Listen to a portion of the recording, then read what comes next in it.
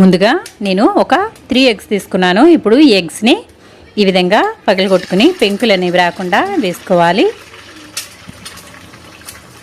నేను ఇక్కడ 1/2 కిలో వరకు రైస్ తీసుకున్నాను కాబట్టి 3 ఎగ్స్ అయితే మనకి పర్ఫెక్ట్గా సరిపోతాయి. ఎప్పుడైనా సరే ఎగ్స్ వేసిన వెంటనే కలిపేయకూడదు, ఎందుకంటే ఇవి కొంచెం బాయిల్ అవనివ్వాలండి. అప్పుడే మనకి ఎగ్స్ అనేది ముక్కలుగా చక్కగా కనిపిస్తుంది. కాబట్టి ఇది ఒక 2 నిమిషాల పాటు కదపకుండా ఉంచుదాము.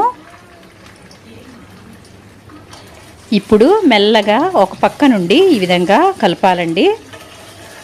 ఒకేసారి మొత్తం గజిబిజిగా కలిపేయకూడదు. ఆ విధంగా కలిపేయడం వల్ల ఎగ్ అనేది మొత్తం కూడా బాగా పేస్ట్ అయిపోతుంది. మనకి కదపకుండా ఈ విధంగా ఒక 2-3 నిమిషాలు అయిన తర్వాత కలుపుకోవడం వల్ల ఈ విధంగా ముక్కలుగా కనిపిస్తుంది, బాగుంటుంది.